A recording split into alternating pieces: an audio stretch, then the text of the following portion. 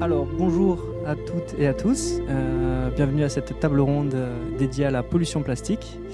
Nous sommes ravis de nous trouver ici sur le port de Toga, sur la commune de Ville des Patrabugnes qui nous accueille et que nous remercions.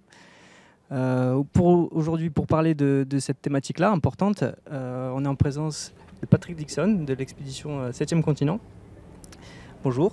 Bonjour. Marine Bonavite de l'association Marée Vive, de la mission Corsicaire. Bonjour. Céline Labbé de l'association Oumarine, ou du Centre permanent d'initiative pour l'environnement. Bonjour. Et Colette Castagnol de l'association Zero Phrase. Alors Patrick Dixon, vous n'êtes pas là par hasard. Vous avez, on le voit, il y a un petit indice derrière vous. Il y a ce beau voilier bleu. Vous êtes en mission, c'est ça? Vous êtes en escale. Est-ce que vous pouvez nous expliquer un petit peu voilà, la raison de votre présence ici? Alors la raison de notre présence en Corse, elle est simple, hein. On est sur une action de sensibilisation du grand public. Et ce sont des actions qu'on fait chaque année, chaque été, pendant les vacances scolaires. Alors pourquoi pendant les vacances scolaires l'été? Parce qu'on touche un public qui se déplace et qui ne connaît pas forcément les règles de tri de l'endroit où il passe les vacances. Donc c'est important de communiquer ces informations-là. Mais ça va bien sûr au-delà, on parle bien sûr de la problématique de ce qu'on appelle maintenant la plastification des océans. C'est d'amener une belle photographie, une bonne photographie de ce qui est cette pollution, parce que les médias malheureusement la transforment à travers des images d'îles de déchets, etc. Et c'est trompeur. La réalité, elle est tout autre, c'est essentiellement des microparticules et c'est beaucoup plus grave qu'on pense, parce que si ça restait des gros déchets, on pourrait les ramasser, là, c'est pas possible. Donc cette tournée, elle a pour but d'aller à la rencontre du public et aussi de toucher les familles, c'est-à-dire que quand on vient, quand on attrape les gens en promenade le long des quais, ils sont en famille, donc il y a papa, maman et les enfants, et ça nous permet aussi de toucher l'ensemble de la famille. Parce que les enfants grandissent maintenant avec ce problème-là, on en parle à l'école et ils n'en parlent pas forcément à la maison. Et les parents s'aperçoivent que les enfants, quand ils s'arrêtent sur nos stands, n'en savent plus qu'eux.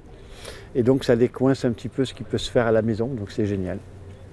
Super, donc là en fait vous êtes parti, si je ne me trompe pas, le 10 juillet pour un tour de Corse pour entre guillemets répandre la bonne nouvelle, ou en tout cas sensibiliser la bonne parole voilà, sur la problématique plastique, expliquer, montrer des stands de sensibilisation, c'est ça? C'est ça, alors on est articulé, on a un partenaire qui est Citeo. Donc nous, on fait le constat, la première partie du stand c'est le constat. On montre voilà, ce qui est réellement cette pollution plastique. Et ensuite, les gens nous demandent mais qu'est-ce qu'on peut faire? Et là, effectivement, on aborde la règle des 3 R, hein, le tri, le recyclage, l'économie circulaire. Et on présente aux gens les solutions qui sont à leur portée, qu'ils peuvent immédiatement mettre en place. Alors le tri, le recyclage, bien sûr, ce n'est pas une solution en soi qui est définitive, mais ça fait partie des solutions qu'on peut utiliser de suite. Voilà. Alors, on voit que la recherche s'est beaucoup dynamisée depuis surtout 2014, voilà, les années 2013-2014, surtout sur la question des microplastiques. Donc vous avez démarré, je crois, en 2013. Donc on peut dire que vous faites un peu partie des pionniers, en tout cas des premiers explorateurs, premiers scientifiques à avoir abordé ces sujets, à essayer d'aller explorer aussi dans des zones comme les gyres océaniques, ce qui se passait vraiment, ce qu'on observait. Et justement, est-ce que vous pouvez faire un retour de ce que vous pouvez témoigner quand vous vous rendez dans des zones comme ça? Qu'est-ce qu'on observe en fait? Alors oui, les gyres océaniques, hein, c'est le plus connu, c'est celui qui se trouve entre Hawaï et Los Angeles. Et on s'imagine que c'est une île de déchets.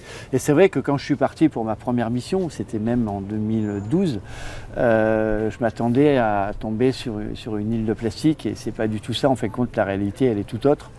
Ce plastique qui voyage et qui va se rassembler dans ces zones-là se fragmente et en fin de compte on a très peu de macro-déchets. Le macro-déchet, c'est des objets qu'on voit à l'œil nu, il n'y en a pratiquement pas ou très peu. Et en fin de compte, la quantité la plus importante de plastique, elle est sous forme de particules entre 1 et 5 mm. Et depuis qu'on fait ces expéditions scientifiques, hein, on en fait une chaque année, on fait avancer la science. On est toujours un petit peu dans la science exploratoire parce que, en fin de compte, quand on a commencé au début, vous l'avez dit, hein, il y a à peu près 10 ans, le 7e continent, personne n'en parlait. La plastification, personne n'en parlait. Et il a fallu quand même que je sorte quelques scientifiques des laboratoires et les amener avec moi justement pour essayer d'amorcer la pompe. Et c'est vrai que maintenant, depuis 10 ans, la problématique est prise à bras-le-corps par tous les services de l'État, la recherche étatique, etc. Et c'est tant mieux parce qu'il y avait vraiment urgence d'étudier tout ça. Alors après, oui, dans cette avancée, on a commencé au départ, on se disait, voilà, les macrodéchets, ils partent dans le cours d'eau, ils vont dans le fleuve, ils vont en mer, et puis après, ils se retrouvent dans les gyres. Mais au fur et à mesure qu'on a étudié cette plastification, on s'est aperçu que c'était beaucoup plus complexe. Et qu'en fin de compte, maintenant, on travaille sur des nanoparticules de plastique, quoi. Donc on a commencé à travailler sur le gros déchet et ça nous a amené à travailler sur des particules complètement invisibles, quoi. Et la question qu'on se pose, c'est quand vous travaillez justement, vous réduisez l'échelle à laquelle on peut observer ces particules, est-ce qu'on se rend compte que c'est plus grave, moins grave, plus inquiétant ? C'est beaucoup plus grave, hein, parce que un objet, on va prendre l'exemple bateau, la bouteille d'eau qui va se fragmenter, va créer des milliers de particules entre 1 et 5 mm. Ça va continuer à se fragmenter, particules micrométriques, donc là on parle de millions de particules micrométriques au départ de la bouteille, et puis après ça va se fragmenter en nanoparticules, et là on parle en milliards. Donc en fait compte, c'est une courbe qui est exponentielle. Plus le plastique se fragmente, plus la quantité augmente. Et ça, c'est inquiétant parce que forcément, ça devient de plus en plus petit, de plus en plus en grande quantité, et donc absorbé par la chaîne alimentaire. Et là, forcément, c'est pas très bon pour nous. Et ne serait-ce qu'en termes de solution, on peut aussi se dire que plus c'est petit, plus c'est difficile aussi peut-être à capturer, à dépolluer. Dépolluer, c'est carrément impossible, hein. Vous savez, quand on est parti, on a fait nos calculs, il y a 1% du plastique. Sur les 240 millions de tonnes, il y a à peu près 1% de plastique qui flotte. Donc, et ce plastique qui flotte, déjà, il y a une grosse partie qui est entre 1 et 5 mm. Alors après, comme j'expliquais, comme c'est exponentiel et que quand ça se réduit en toute petite taille, ça augmente, ça on ne peut pas le ramasser. Donc dépolluer les océans, alors on sait qu'il y a des projets, hein, de bateaux, etc. Mais c'est une hérésie parce qu'on peut pas, on ramasserait autant de plancton que de plastique et puis on peut pas éponger une salle de bain avec la baignoire qui déborde sans fermer les robinets. Alors on va dire ouais mais c'est déjà ça, non, parce que même avec votre éponge vous allez passer votre vie et ça va servir à rien. Donc il faut arrêter ce genre de projet qui est trompeur. Et malheureusement, c'est des projets qui sont soutenus parce que les gens, quand on a un problème, il faut une solution. Ouais. Et nous, forcément, on ne présente pas forcément une solution immédiate et donc forcément, ça ne plaît pas. Oui, ce sont des projets qui, d'autant plus, obèrent des gros budgets en général. Ah oui, c'est des budgets pharaoniques, hein. On voit bien Boyan Slat, le jeune néerlandais, là, il déploie son deuxième système dans le Pacifique Nord. C'est des coûts astronomiques. Moi, je veux dire, si on veut arrêter les macrodéchets, on les arrête sur les fleuves, hein. Ça existe, hein. Le SIAP à Paris, qui est une agence qui traite les eaux parisiennes, ils ont bien compris qu'à un moment donné, ça tape dans les berges. Là, ils mettent des paniers et on capte 99% des macrodéchets. Donc ça ne sert à rien d'aller dépenser des millions au milieu du Pacifique avec tout ce que ça engendre, autant les capter à la source, quoi. Et ce processus justement de fragmentation, il se produit exclusivement en mer ou à terre aussi, ou voire dans les cours d'eau Oui, il y a ce phénomène qui se produit. La fragmentation se produit à terre et ça on l'a découvert aussi un peu parce qu'effectivement on disait voilà les macrodéchets partent dans les fleuves etc. Mais en 2016 en fin de compte on s'est dit mais déjà on trouve des microparticules sur les côtes françaises. On a fait une mission sur le golfe de Gascogne et donc on a remonté un fleuve qui est la Garonne et là on s'est dit tiens on va aller chercher voir s'il y a des microparticules. Et là effectivement on est tombé sur des microparticules mais en grande quantité. Comme dans les gyres océaniques. Et donc c'est là qu'on s'est dit, oui, en fin de compte, les stations d'épuration, puis même le morceau de plastique qui est coincé entre deux cailloux à Strasbourg, il va quand même se fragmenter et sur un gros orage, et ces microparticules vont quand même partir dans l'eau, sauf que nous on ne les voit pas. Donc c'est pour ça qu'on dit, il n'y a pas de plastique. Si, il y a du plastique, mais on ne les voit pas. Et donc il y a énormément de quantité de microparticules déjà dans nos fleuves. Et ça aussi, c'est problématique. Dans l'air aussi peut-être ? Alors après, avec mes équipes, on s'est dit qu'il manquait quand même 99% de cette pollution plastique quand on trouvait qu'1% de plastique qui flottait. Et donc on a enquêté, on a dit peut-être qu'on ne ramasse pas assez petit. Et donc on est allé chercher les particules micrométriques et les nanoparticules. Et c'est là qu'on a découvert que le plastique dans les océans se fragmente aussi en nanoparticules. Et là, d'autres équipes liées au CNRS à Toulouse ont découvert qu'il y avait des nanoparticules dans la neige fraîchement tombée sur les montagnes. Et là on s'est dit effectivement il y a peut-être une relation entre ces nanoparticules qui sont dans les nuages, qui nous tombent sur la tête sous forme de pluie et de neige, et celles qui sont dans les océans. Et donc là, maintenant, on travaille sur l'évaporation des nanoparticules qui pourraient éventuellement s'évaporer de l'océan pour rejoindre les nuages. Et là, ça voudrait dire que le plastique serait entièrement rentré dans le cycle de l'eau. Alors, on a trouvé des nanoparticules, on a mis des gros aspirateurs sur le bateau, etc. Mais le problème, c'est que quand on a voulu publier l'article, on nous a dit, ouais, mais est-ce que les nanoparticules ne viendraient pas de la Terre ? Effectivement, les nanoparticules pourraient voyager à travers les océans. Et donc là, il faut qu'on arrive à prouver ça. Alors la seule façon de prouver que c'est des nanoparticules qui s'évaporent de l'océan, c'est d'identifier une bactérie marine comparée à une bactérie terrestre. Et donc on doit repartir encore étudier tout ça. Voilà. Okay. Oui, donc j'imagine que ce volet-là scientifique, il mobilise quand même des moyens techniques et technologiques assez importants. Donc si on regarde un peu le spectre de la recherche, on voit que c'était surtout à partir de 2010 que les macroplastiques ont commencé à être étudiés. Ensuite, les microplastiques, on va dire à partir de 2015. Oui, c'est ça. Et là, maintenant, donc, la communauté scientifique commence à travailler sur les nanoplastiques avec peut-être potentiellement des effets assez nocifs sur les écosystèmes, mais aussi sur la santé humaine. Oui, parce que la nanoparticule, c'est 30 000 fois plus petit que d'un cheveu, donc ça rentre partout dans le cerveau, etc. Et après, ça peut aussi contenir tout ce que contient le plastique à la base, les métaux lourds, les polluants organiques persistants, etc. Donc voilà, on a encore beaucoup de travail à faire sur cette problématique-là. Les gens me disent, mais pourquoi vous repartez en mer? On sait qu'il y a du plastique. Ça sert à quoi vos missions scientifiques? En fin de compte, ces gens ne se rendent pas compte qu'on est au début de cette recherche-là et qu'on a besoin encore d'explorer ce terrain-là pour savoir et connaître les conséquences et peut-être anticiper les dégâts que ça peut faire. Donc on a encore beaucoup de travail. D'accord. Alors Marine Bonavite, je crois savoir que vous étiez vous aussi en mission autour de la Corse, à peu près aux mêmes dates d'ailleurs, avec une équipe de 10 jeunes. Alors, c'est peut-être un peu moins baraqué que Patrick, mais plus jeune. ça dépend. Mais voilà, qu'est-ce que ça veut dire, ça, de cette aventure d'embarquer avec 10 jeunes autour de la Corse pour, pareil, rythmer ses vacances de protocoles scientifiques, d'actions de mobilisation, de photos, vidéos, témoigner, etc. Qu'est-ce que vous voulez montrer? Quel message vous portez quand vous faites ce type d'action? Quand on part un mois avec 9 autres personnes, quand j'ai été cet été, en fait c'est d'aller témoigner. C'est-à-dire qu'on part en mer pendant un mois, ce qui est quand même assez long et qui n'est pas donné à tout le monde, et notamment en Corse. Et on va voir en fait ce que les autres ne peuvent pas voir. Et justement, comme tu le disais au travers des vidéos, montrer l'impact de la pollution plastique en mer, mais aussi à terre, parce qu'on a des protocoles scientifiques à la fois en mer et à terre.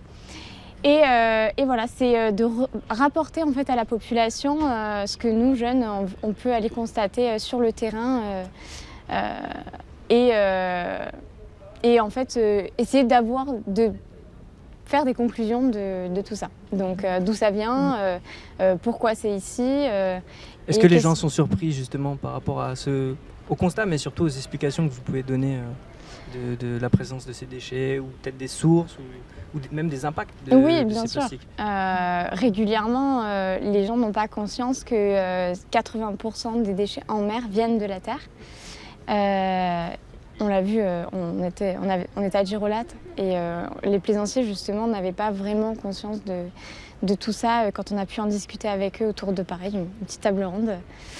Et c'est un constat qu'on a assez régulièrement, et le but c'est d'informer, de dire que c'est à terre que ça se passe d'abord, c'est la gestion qui va permettre une meilleure gestion des déchets à terre, qui va permettre qu'après en mer, il y ait moins de macrodéchets qui ne deviennent pas des microplastiques et qui ne deviennent pas du coup des nanoplastiques qui seront de plus en plus difficiles à analyser et surtout les conséquences. On ne connaît toujours pas les conséquences, je pense, des nanoplastiques sur que ce soit la santé humaine ou les écosystèmes marins. Et vous-même, dans votre parcours, ou même par rapport à ce que vous avez vu, il y a des choses qui vous ont choqué vraiment ou qui vous ont fait réfléchir Ah oui. Durant ma première mission corsicaire, je savais qu'on avait un problème, surtout en Méditerranée, mais à ce point-là, je ne pensais pas. Et peut-être que, je n'avais pas fait assez de recherches, peut-être que j'étais aussi jeune, je suis toujours jeune du coup par rapport à l'année dernière, mais ce que je veux dire, c'est que j'ai beaucoup appris en 1 an au sein de l'association et j'ai une connaissance qui est bien plus importante et qui fait que, on va dire qu'aujourd'hui je suis moins choquée parce que j'en ai appris davantage. Mais c'est vrai que la première fois, quand je me suis rendu compte de l'impact que ça pouvait avoir en fait partout, c'est-à-dire qu'en mer c'est une catastrophe, mais à terre aussi. Quand on est sur le sable et que quand on se pose pas la question, on marche et on est juste en vacances, tout va bien. On ne se pose pas de questions, mais quand on regarde maintenant, quand on a conscience de tout ça et qu'on regarde ce qui se passe sous nos pieds, on voit qu'il y a des microplastiques qui sont absolument partout et qui se confondent carrément avec le sable. Et justement ça, quand on est jeune, qu'on a entre guillemets toute la vie devant soi, est-ce que c'est inquiétant ou est-ce qu'au final on peut passer outre et se dire on trouvera bien une solution, ou alors c'est pas si grave que ça, on peut s'habituer typiquement à ce genre de choses? Je sais pas, peut-être que ça dépend des gens. Moi, ça m'a assez choquée pour rentrer dans le processus et agir, faire quelque chose. Donc, rentrer dans une asso, pour moi, c'était un peu évident. Et puis après, changer mes études, c'est devenu... voilà, être un acteur du changement, c'est un peu...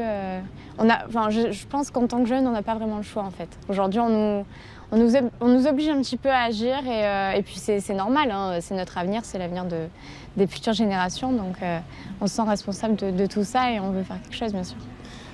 Alors Colette, on vient de dire que 80% des déchets qu'on retrouve en mer ont une provenance tellurique, proviennent de la terre.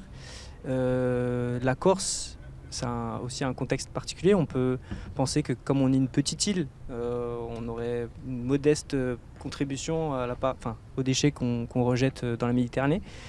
Il se trouve que ce qui a pu être relayé notamment par des associations, par la mission corsicaire, montre qu'il y a des quantités importantes sur les plages en Corse, mais aussi dans les rivières, dans les cours d'eau.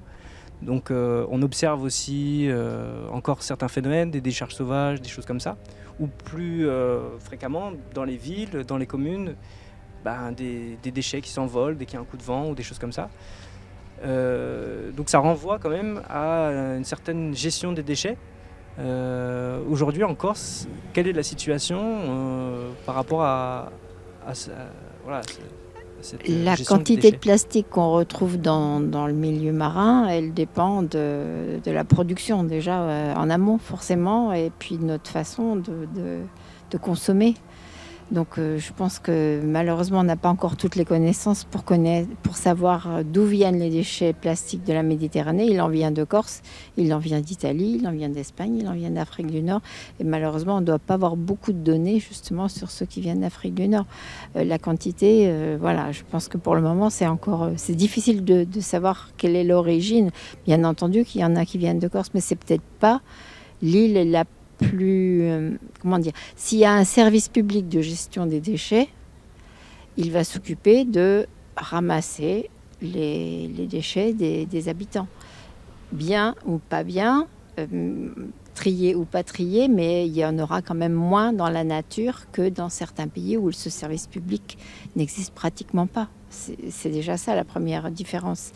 Bon, maintenant, sur la Corse, effectivement, les déchets ne sont pas beaucoup triés. S'ils ne sont pas triés, ils vont où? Ils vont dans les poubelles résiduelles. Les poubelles résiduelles sont envoyées en enfouissement. Donc, il y a un gros problème avec l'envol au moment des transports, puisque on sait très bien que les déchets légers qui tombent des camions, c'est un phénomène extrêmement courant, bien qu'il y ait en principe une obligation de mettre des filets. Mais est-ce qu'il y a suffisamment de contrôle pour que chaque chauffeur ait bien conscience que lorsqu'ils transportent des déchets, ils vont s'envoler et rester au bord des routes. Donc ils ne resteront pas longtemps au bord des routes. Justement, c'est bien ce qui a été expliqué. Ils sont transportés par le vent, par l'eau, et ils atterrissent forcément dans les cours d'eau puis dans la mer. Donc la gestion des déchets, c'est surtout, pour moi, l'avenir, c'est d'agir en amont. Parce qu'agir en aval, lorsque les gens ont déjà acheté, jeté, il faut effectivement éviter les décharges sauvages, mais ça, c'est par la sensibilisation, bien sûr. Et donc, agir en amont, c'est prendre conscience que cette production de plastique, elle a été énorme depuis les années 50, et que malheureusement, il n'y a aucune volonté de la part des plasturgistes qui produisent, qui ont un marché, qui ont un business sur ce secteur d'activité. Ils n'ont pas envie de réduire la production de plastique. On produit toujours de nouveaux emballages, on dit qu'ils sont plus légers, d'accord, mais on en produit encore plus. Donc on ne réduit pas du tout la production du plastique, et il y a un gros problème sur le plastique à usage unique. Il faut vraiment que la population est sensibilisée dans ce sens-là. Je pense que c'est vraiment le rôle de faire comprendre qu'on peut faire autrement. On n'a pas toujours eu du plastique, ça ne fait que 70 ans, 75 ans, enfin beaucoup moins de temps qu'il est largement répandu. Mais donc on peut quand même l'utiliser pour des usages vraiment spécifiques où il est indispensable, mais on peut très bien éviter de l'utiliser pour envelopper du courrier, par exemple. Il y a toujours eu du courrier qui était transporté dans des enveloppes en papier. Pourquoi maintenant on met certaines revues, certains courriers sous plastique? Enfin, c'est un exemple de l'utilisation du plastique qui n'est pour moi pas adapté. Il en aurait dû le réserver un usage vraiment spécifique. Sinon, sur la gestion, si on en produit beaucoup et qu'on le trie correctement, est-ce qu'il va être bien recyclé? C'est bien la question. On sait très bien qu'il y en a très peu qui va être recyclé, puisque pour qu'un objet soit recyclé de quelque nature qu'il soit, il faut le rassembler. Il faut rassembler différents objets de même nature. Quand on sait que dans les plastiques, il y a énormément d'adjuvants différents et que tous ces plastiques ont des noms différents en fonction justement de ces adjuvants, on ne peut pas recycler du PET avec du PEHD. Ça veut dire la bouteille d'eau avec la bouteille de lait. Ça ne va pas ensemble pour être recyclé. Il faut que ce soit séparé. Imaginez le travail qu'il y a une fois qu'on a jeté tout le plastique ensemble dans un bac jaune, pour ensuite séparer chaque matériau qui éventuellement pourrait être recyclé. Donc souvent il n'est pas recyclé, justement, il est broyé pour être brûlé, parce que c'est un très bon carburant. Le problème, c'est ça aussi. Et il faudrait justement inverser la tendance pour ne pas en produire autant. Et sensibiliser à l'usage unique ne devrait pas être... il a trop été développé, c'est pas possible. Vous connaissez sans doute la vidéo de la petite cuillère en plastique qui est célèbre de Greenpeace. Bon, elle est fabriquée à l'autre bout du monde, elle a traversé les océans, on l'achète. On l'achète, elle, pour un usage unique, et puis on va la jeter, alors qu'on peut quand même toujours laver une petite cuillère, même quand on est nombreux. On peut faire la vaisselle ensemble. Et il y a justement par rapport à tout ça, donc il y a des initiatives quand même, que ce soit au niveau de certains territoires qui bannissent l'utilisation de certains plastiques à usage unique. Il y a la réglementation européenne aussi et la réglementation française qui, on va dire, sont pas en avance. Je ne sais pas si on peut dire en avance, mais en tout cas par rapport au reste du monde, il y a quand même pas mal de volonté de limiter ces plastiques-là. Et il y a des initiatives aussi locales où la gestion des déchets peut amener, une meilleure gestion des déchets peut amener à une réduction, une augmentation du tri et aussi une diminution de la production de déchets. C'est le cas aussi en Corse. Oui, bien entendu, c'est quand même dans l'air du temps de réduire les déchets, mais il faudrait les réduire bien plus, parce que pour les réduire, il faut justement, comme on a dit, les séparer pour permettre le recyclage ou le compostage. Donc, si on parle des déchets des ménages, si on raisonne en poids, c'est ça aussi qui est important. Il y a tant de kilos produits par habitant, ok. Mais on sait quand même que dans une poubelle ménagère, le tiers du poids, c'est la plus grosse partie, c'est quand même des déchets alimentaires. Et donc ça, le plus simple, c'est de les recycler sur place et vraiment de les séparer à la source. Et dans ce sens-là, nous, ça fait quand même 15 ans qu'on passe ce message. Séparez vos biodéchets, compostez de toutes les façons possibles, que ce soit compostage individuel, partagé, plateforme de compostage. Et si ça c'était vraiment mis en place, et la loi va dans ce sens justement, puisqu'il y a une obligation légale à partir de décembre 2023, il faudrait qu'il y ait une solution pour tout le monde, pour trier à la source les biodéchets. Donc ça c'est très important. Les plastiques, c'est un énorme problème, c'est évident, mais en poids justement ça représente moins. Alors le problème, pour arriver à faire comprendre l'importance du geste de tri, il faut que la population comprenne l'importance de trier. Ça peut déjà passer par la prise de conscience qu'on peut vraiment réduire sa poubelle en triant les biodéchets. Ensuite, on va voir que si on trie ce qui va dans le bac jaune pour être en principe recyclé, voilà, on va peut-être aussi se dire mais j'en ai trop, je pourrais peut-être en acheter moins. Voilà. Ce sont des démarches qui vont avoir un effet tout doucement sur la prise de conscience. Elle est très lente, la prise de conscience. Malheureusement, elle est beaucoup trop lente et comme le disait le précédent interlocuteur, si on ne ferme pas le robinet en amont, on ne va jamais y arriver. Il faut vraiment agir en amont de la production de plastique. Et là, on en est encore loin et ça, c'est fort regrettable. D'accord, en fait, ce que du coup vous évoquez, c'est vraiment la démarche zéro déchet avec d'un côté aussi le tri des biodéchets séparés qui permet de limiter les tonnages qui vont aller à l'enfouissement. Donc, ici, on a un problème en Corse avec les sites d'enfouissement qui sont saturés, etc. Donc ça, c'est un premier problème. Mais on a aussi le problème plus global, je dirais, même mondial, de ces emballages, de ces plastiques qui terminent leur route fatalement dans la nature, enfin, pour une grande partie, et donc dans les mers et océans. Et pour ça, donc, le tri, c'est vraiment un des principaux leviers. Et puis surtout, diminuer les plastiques, c'est un peu ça aussi le message. La démarche zéro déchet, donc vraiment diminuer la consommation de plastique. Il y a des alternatives pour vraiment maintenant, il y a vraiment toute cette démarche zéro déchet. Il suffit de taper zéro déchet sur n'importe quel moteur de recherche, on a plein de solutions pour limiter, je ne sais pas, quand vous êtes dans un supermarché, vous avez des linéaires de lessive, de flacons en plastique à usage unique. Chaque lessive a un parfum, une couleur différente et on vous fait croire que vous avez... Il faut vraiment acheter cette lessive-là parce que c'est avec ça que vous allez être heureux. Vous allez avoir un linge qui est propre, qui sent bon. Mais en réalité, on peut très bien entretenir son linge autrement. Voilà, il y a d'autres méthodes. On peut ne pas utiliser tous ces emballages. On peut même acheter de la lessive en vrac, au litre. Si on n'a pas envie de la fabriquer, il y a des personnes qui la fabriquent de façon très, très simple et c'est quelque chose qui marche.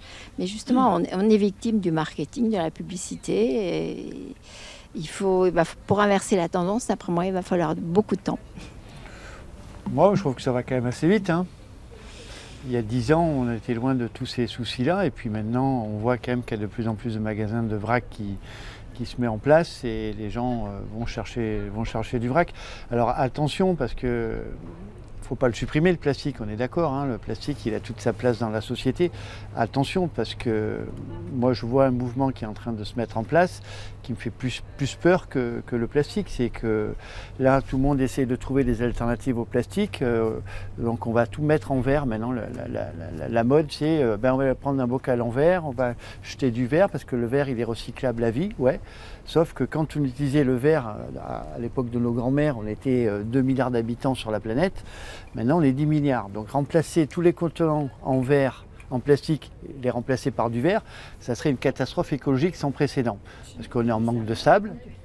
Et en plus, pour faire fondre le sable, il faut de l'énergie. Il faut le chauffer à 1750 degrés, le sable, pour faire du verre. Alors attention à ce genre d'alternative. Moi, je dis, oui, le plastique, il a sa place dans la société. Bien sûr qu'il faut réduire considérablement sa consommation. Mais la réutilisation, c'est très bien. Quand on parlait de lessive, effectivement, si on a un récipient en plastique qu'on utilise plusieurs fois et qu'on va remplir au vrac, c'est très bien. On n'est pas obligé d'avoir du verre ou voilà. Non, c'est ce qui se fait dans pas mal de magasins vrac d'ailleurs, qui gardent en fait l'avantage des plastiques parce que c'est léger, que c'est solide, bien sûr. Pour de l'approvisionnement quand même pas à longue distance, mais bon voilà, que quand même sans trop de casse, mais avec le côté réutilisation pour limiter les emballages en fait. Après, là, on arrive au zéro déchet. Si on réutilise, il n'y a plus de déchets. Voilà. Donc je voulais juste souligner ça parce que souvent on prend les extrêmes en solution et les extrêmes, ben, ça fait des fois plus de dégâts que... Pour reparler du tri... Personne ne préconise de remplacer tout le plastique par du verre. Non, il y a les bioplastiques, mais il y a aussi le risque d'utiliser des surfaces agricoles. Voilà, bien sûr. Il y a plusieurs solutions. Et de manière générale, se méfier aussi des solutions qui peuvent être un peu faciles, notamment... certains bioplastiques qui ne sont pas forcément mieux. Le PLA, etc. Voilà, le PLA, ça y est, c'est révolutionnaire, ça se dégrade. Non, on le dans sait des très conditions bien. très particulières. Ça se dégrade dans des conditions très particulières. Et puis le sac plastique qui est bio, s'il va dans l'océan, la tortue va le manger pareil. Oui, puis ça nécessite aussi de réaménager, réorganiser les filières qui sont déjà très coûteuses parce que la mise en place du tri, du tri sélectif des emballages a été assez coûteux, donc ça veut dire qu'il faudrait rajouter ensuite des contraintes. Voilà. Non, donc il y a tout un tas de... Pour ça, Attention. nous payons une écotaxe. Dès qu'on achète un produit, nous payons une écotaxe. Et les écotaxes représentent des sommes considérables. Donc comme une partie n'est pas envoyée vers le recyclage, c'est perdu. On a payé pour rien. Juste pour brûler ou pour enfouir. Moi, je pense quand même que l'écotaxe sert à créer quand même des usines de recyclage performantes. Oui, voilà, quand vous disiez qu'on ne sait pas trier la bouteille d'eau avec la bouteille de lait, non, maintenant on sait faire parce qu'on a le tri optique, on a le courant de Foucault. Maintenant, on a des centrales de tri qui ont atteint un niveau de perfection qui est énorme. Maintenant, dans la poubelle jaune, on peut mettre de l'alu, on peut mettre du plastique, tout le genre du PET, du PEHD, et tout ça c'est trié automatiquement. Et donc, on est en train d'exploser. C'est pareil, c'est exponentiel. Ça, la technologie se met en place et c'est pour ça que nous, dans nos tournées de sensibilisation, on préconise le tri, le recyclage, etc. parce que ça fait partie d'une solution immédiate. Et en plus, avec ces usines de tri performantes, on n'est plus à dire on ne sait pas séparer de ça ou ça. Ça, c'est pratiquement, ça va devenir obsolète dans les 3-4 ans qui viennent. Ce qui va être intéressant aussi, la marge de... Les emballages de jambon, ils sont toujours composés de 2 matériaux. Non, il n'y a pas faux. beaucoup de gens qui séparent la pellicule faux, de la barquette. C'est faux parce que maintenant, on prend la bouteille de plastique, le jambon sous atmosphère contrôlé, etc. Maintenant, c'est devenu obligatoire d'avoir la même matière plastique. Alors c'est vrai qu'à l'époque, il fallait détacher l'opercule pour le faire passer dans la machine parce que si on lit 2 plastiques différents, effectivement, ça part à l'incinération. Maintenant, là, tout ça, c'est en train de se mettre en ordre de marche. Et j'ai envie, moi, de laisser un petit message optimiste parce qu'on est en train de se mettre en ordre de marche et on fait toujours des photographies sur l'instant T. Alors oui, si on fait une photographie ce jour, on n'est pas bon. On n'est pas bon, c'est clair, parce qu'on a encore des difficultés de tri, etc. Mais waouh, on va hyper vite. Moi, il y a 10 ans, personne ne parlait du plastique dans les océans. Il n'y avait aucune loi sur le plastique. Mais ça va hyper vite. Et donc, il faut des fois arrêter de faire des photographies sur l'instant T et se projeter un petit peu et montrer aux gens ce qui se passe. Et cette évolution du tri, du recyclage, des polymères polyvalents.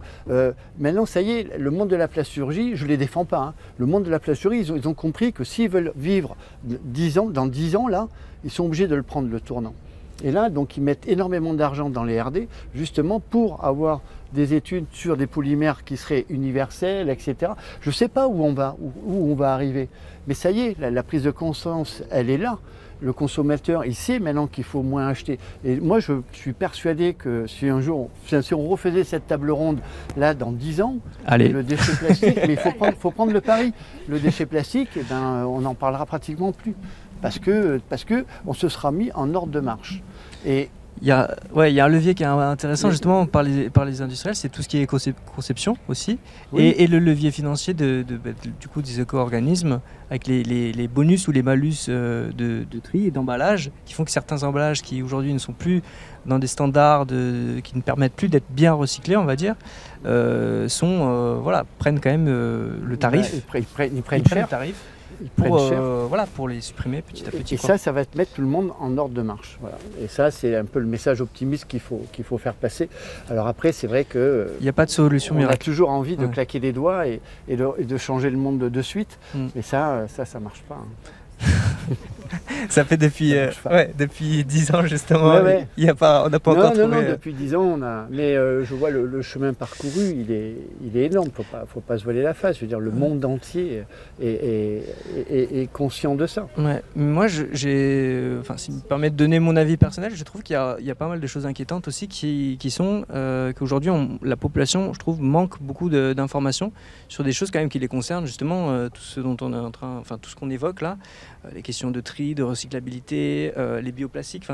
Je pense que ça serait intéressant, je ne sais pas ce que vous en pensez, d'avoir plus de sensibilisation aussi. Ça, c'est le travail aussi du Centre permanent d'initiative pour l'environnement qui fait beaucoup de sensibilisation et d'éducation à l'environnement. J'imagine que le tri, c'est quelque chose qui est central aussi dans le travail. Oui, évidemment. Nous, c'est vrai qu'on fait beaucoup d'éducation. On part du constat, effectivement, aussi qu'il y a beaucoup de déchets sur les plages, etc. On essaye d'ouvrir un petit peu le regard des gens parce que, effectivement, donc pour l'aspect pessimiste, je dirais qu'effectivement, malheureusement, à l'heure actuelle, un mégot ou un plastique dans la rue, c'est comme une fleur. On n'y fait plus attention, malheureusement. Un plastique, sur la plage, comme tu disais tout à l'heure, Marine, le public n'y fait plus attention, à moins qu'on leur dise, regardez, il n'y a pas que des éléments naturels, là. Il y a des petits plastiques. Là, malheureusement, les gens, on n'y fait plus attention parce qu'on est habitué. Donc là, effectivement, au niveau de la sensibilisation, on a besoin d'ouvrir ce regard un petit peu parce que c'est vrai qu'on a eu beaucoup dans les médias, justement, les océans de plastique, c'était loin. Alors maintenant, ça se rapproche un peu. On nous parle de la Méditerranée, effectivement, comme étant un gros pool avec les plastiques. Mais voilà, il faut aussi leur montrer. Nous, on essaye d'ouvrir un peu le regard. Si c'est au pied de chez vous que ça commence. Voilà. Et pour l'aspect optimiste aussi, je dirais qu'effectivement, il y a encore 2-3 ans, cette table ronde, on aurait eu des verres en plastique et non pas des verres en verre. Il y a encore 2-3 ans, chacun d'entre nous quasiment est arrivé avec sa gourde. Il y a encore 2-3 ans, il y en aurait eu à peine un et encore, ça aurait été entre guillemets le plus hippie, le plus écolo. Maintenant, on voit bien que même dans les écoles, le regard change. Dans les écoles, pour les pique-niques, on leur demande d'amener une gourde d'eau. On leur demande, voilà. Et ça, je pense que quand même, effectivement, on est en train de changer assez rapidement. Là, je suis d'accord. On est passé très très vite à l'échelle de l'humanité, on va dire. On est passé très très vite au tout plastique. Mais je trouve que finalement, avec les événements de ces dernières années, on est en train d'en revenir aussi assez vite. Effectivement, pas toujours aussi vite qu'on voudrait, mais quand même assez vite. Et c'est vrai que c'est là où il faut de la sensibilisation, il faut de l'éducation pour un petit peu aussi. Nous, c'est ce qu'on essaye de faire en tant que CPE, c'est aussi donner les informations qui ne sont pas juste les coups de pub médiatiques que l'on peut avoir un petit peu dans les médias, mais bien rappeler ce qui se passe réellement, ce qui est recyclé, ce qui ne l'est pas derrière, ce que l'on peut faire, ce que l'on ne peut pas faire, etc. Et comment ils réagissent les enfants? Est-ce qu'ils sont sensibles ou est-ce qu'on a devant nous une génération d'enfants qui disent non, c'est pas mon problème, ou comment réagissent les enfants? Je dirais que les enfants sont très sensibles. Et ça leur tient vraiment à cœur, je vois, pour les aires marines éducatives qu'on a fait avec le parc marin du Cap Corse. C'est vraiment un sujet, les déchets sur la plage, qui les touche. Et c'est un sujet vraiment au niveau des enfants qui leur tient à cœur. Après, c'est vrai que pour eux, c'est un sujet qui est limité à la mer et à la plage. Donc c'est là où vraiment il faut aussi remettre ce lien avec effectivement les déchets à terre. Enfin voilà, ce déchet, il n'apparaît pas sous forme d'un petit morceau de plastique sur la plage ou dans l'eau. Il vient de quelque part. Et là encore, on voit que malheureusement, effectivement, nous, pour les enquêtes que l'on fait, beaucoup de gens pensent encore que les déchets sur les plages, c'est les gens des plages qui les ont laissés, ou c'est les gens des bateaux qui sont à proximité, les plaisanciers qui croisent juste à côté, qui ont... Non, voilà, ça c'est... De ce côté-là, il y a encore du travail d'éducation, de sensibilisation pour bien faire comprendre finalement ce cycle du déchet, ou d'où est-ce qu'il vient, où est-ce qu'il va et comment est-ce qu'il se déplace. On peut quand même rappeler qu'il y a un certain phénomène d'urgence. Certes, on va vite, certes, la réglementation évolue, les pratiques et les adaptations des entreprises, des industriels, elles ont lieu. On est quand même dans un phénomène d'urgence avec une pollution plastique qui est particulièrement importante en Méditerranée, qui concentre 7%, je crois, enfin, des microplastiques du monde, pour seulement 1% de la surface totale des océans. Et là, le dernier chiffre, c'est qu'on a en tête, en tout cas pour les espèces impactées, c'est 1400 espèces qui sont impactées par la pollution plastique. C'était 2 fois moins il y a à peine 4 ans, donc en fait on en découvre de nouvelles. Il y en aura encore de nouvelles qu'on va voir qui sont impactées. 90% aussi, là ce sont des chiffres du rapport du WWF, mais donc 90% des oiseaux marins aussi qui sont impactés par les plastiques. Donc il y a un vrai impact sur les écosystèmes naturels, potentiellement aussi, on l'a évoqué sur la santé humaine. C'est quand même assez angoissant, surtout pour les jeunes, enfin, ça se comprend, qui vont peut-être voir leur paysage se transformer. Il y a des impacts aussi sur la pêche, sur les activités touristiques, sur, on va dire, l'économie, sur le tissu social aussi des gens qui bordent, enfin, des riverains en fait, de la Méditerranée, mais plus généralement des océans du monde. Comment on peut rester optimiste quand même par rapport à ça en fait? Mais parce qu'on n'a pas le choix. Et après, faut rester optimiste parce que si on tire les gens vers le bas, les efforts ne seront pas faits. Donc il faut qu'on se tire mutuellement vers le haut. On voit les problèmes encore aujourd'hui, on parle d'industriels, tout ça, mais il y a aussi les communes, les agglomérations de communes, etc. Moi je vais dans des ports, il fait pas beau, c'est le 14 juillet, les gens ils sont pas à la plage, ils sont tous en train de marcher le long du quai, regarder les bateaux. On n'a pas augmenté le ramassage des poubelles pour ça. C'est-à-dire qu'on a 500 000 personnes sur les quais, les poubelles sont pleines, on n'a pas un agent communal qui va passer vider les poubelles. Ça, c'est inadmissible encore à notre époque là. Donc c'est ces gens-là aussi qu'il faut secouer. Le port, c'est quand même un réceptacle à déchets. Et pourquoi on ne multiplie pas les ramassages? Et ça, c'est pas encore dans les mœurs. Mais voilà, donc il faut en parler. Oui, il y a urgence, il faut en parler. Il faut essayer de mettre tout le monde en ordre de marche. Mais il n'y a pas que l'industriel ou le citoyen. Voilà, il y a les actions citoyennes, voilà, les industriels, et aller voir en même temps les collectivités. C'est tout le monde. Et si on a autant de plastique en Méditerranée, je pense que c'est beaucoup les villes qui sont à proximité qui font pas l'effort. Moi, je vois quand on a nettoyé j'étais à Marseille, il y a le marché sur le port, les employés communaux qui arrivent avec le jet d'eau pour nettoyer. Tout est jeté dans le port. Donc ça, c'est la responsabilité des communes.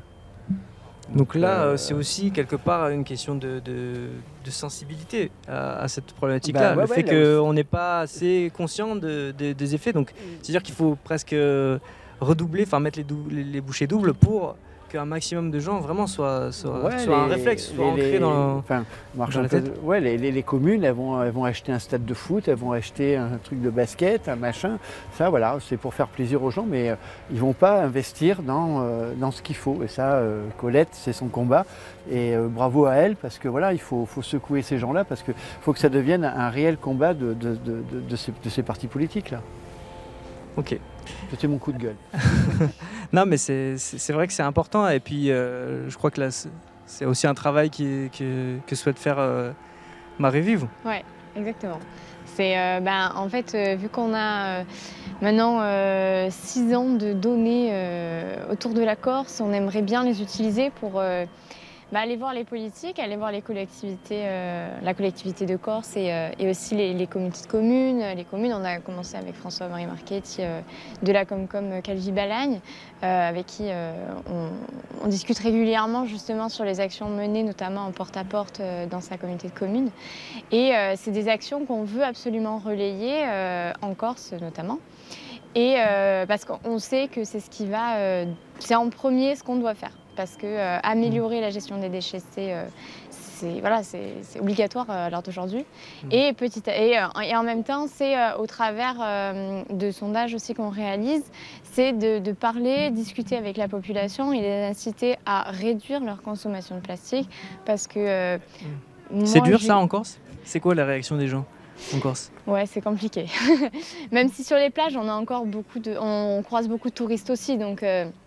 On va dire que quand on fait un résultat global, c'est assez biaisé parce qu'on moi, je crois que cet été, j'ai croisé peut-être une dizaine de Corses sur les 40 personnes après sondées. Le constat, il est un peu compliqué. Et le CPE aussi, avec la campagne Infomère, il y a une entrée sur toute la question plastique. Oui, nous, dans la campagne Infomère, effectivement, on a une question sur les déchets, ce qu'il en est sur la plage, leur perception en fait du déchet sur la plage. C'est vrai qu'on a aussi la question sur les déchets auprès des plaisanciers des bateaux. Justement, on leur demande s'ils font le tri, par exemple, sur le bateau, parce qu'on s'était rendu compte que effectivement, c'était un geste qui était fait parfois à la maison et pas toujours justement par le plaisancier sur le bateau. Donc c'est vrai que c'est une des questions, par exemple, où auprès des plaisanciers, on insiste dans le cadre de cette campagne-là, parce qu'effectivement, si on le fait à la maison, on peut aussi le faire sur le bateau. C'est vrai que le tri commence à rentrer de plus en plus, je pense, dans les gestes quotidiens. Quand même, on progresse. Après, c'est vrai que pour répondre à la question de tout à l'heure, c'est vrai que réduire à la source les déchets, certaines personnes commencent à le faire de plus en plus, mais c'est vrai que ça paraît très compliqué en fait pour. En fait, ça nécessite un accompagnement. Voilà. De ce côté-là, il y a encore de l'éducation et tout ça à faire pour rappeler des choses simples, des gestes simples, pour expliquer que finalement, c'est pas très compliqué. C'est pas si compliqué qu'on peut-être mettre le moins pense de au moyens départ. Sur la dépollution et plus de moyens sur l'accompagnement des collectivités et des citoyens.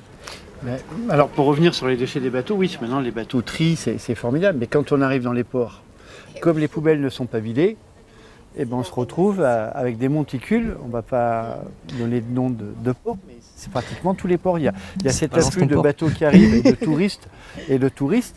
Eh ben, c'est pas pour ça que le ramassage des déchets, il est fait 3 fois par jour. Voilà. C'est une vraie catastrophe. Donc on arrive avec nos poubelles, on ne sait pas où les mettre. Ça, je reconnais que c'est une des questions justement pour ceux qui font pas le tri. Pourquoi et l'accessibilité des poubelles. Et nous, dans la campagne, c'est une information qu'on remonte au port qui a été sondé. S'il y a eu des remarques justement sur l'accessibilité de ces poubelles de tri, parce qu'effectivement, pour certains ports, c'est la problématique. Parce que voilà, elles sont trop loin, elles sont pas accessibles, elles sont trop pleines. Elles sont trop pleines. Alors ils nous disent, ouais, mais on a acheté 2 containers de plus. C'est pas la solution d'acheter 2 containers de plus, hein, Colette, on est d'accord. C'est le ramassage. C'est le ramassage. Si on ne ramasse pas les déchets, ben, ils vont repartir dans la nature. Bien sûr.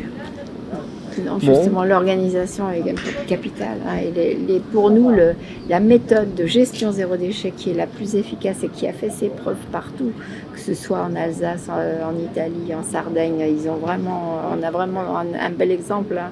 Pourtant, c'est une île qui n'est pas très lointaine, pas très différente. C'est faciliter le geste de tri. Donc, commencer par expliquer, accompagner, aller rencontrer les familles au départ au porte-à-porte pour les informer. Ensuite, mettre en place une collecte de tous les flux au porte-à-porte avec un calendrier pour alterner les collectes. Et à la suite de ça, on facture selon le résiduel, c'est-à-dire ce qui n'a pas été trié, ce qui ne sera pas recyclé ou composté. Et là, quand on touche au portefeuille, on sait très bien que c'est le seul moyen de responsabiliser les gens. Donc qu'il s'agisse des ménages, mais aussi des professionnels, puisqu'il y a aussi une facturation. Bien sûr, parce qu'on voit bien qu'on a interdit les pailles, tout ça, etc. dans les restaurants, mais alors il les remplace avec du bambou et tout, mais tout part dans la poubelle, donc c'est une catastrophe écologique bambou, là aussi. Ouais. Donc il faut faire attention à tout ça. Voilà. Sachant que ce bambou en général n'est pas du vrai bambou. Aussi, donc, mélamine, attention aux bonnes, mauvaises, fausses solutions. Qui pop énormément. Peut-être un dernier mot, Patrick. Mon dernier mot, note d'espoir. C'est l'optimisme. Voilà, je veux tirer les gens vers le haut, je veux y croire. Et puis même, j'y crois. J'y crois parce que le déchet va devenir une ressource. C'est clair, on en prend le chemin, que ce soit le déchet organique, le déchet plastique, ça va devenir une ressource. L'industriel va racheter cette ressource-là.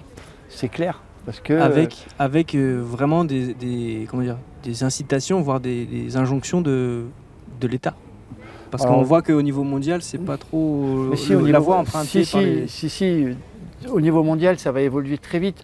Parce que du moment que le déchet plastique il a une valeur, les pays en voie de développement ou ceux qu'on dit qui polluent plus, moi je dis pas qu'ils polluent plus, mais ceux on dit voilà l'Asie, on montre souvent l'Asie du doigt, etc. Mais ces gens-là, ils vont pas mettre 50 ans à réagir comme nous.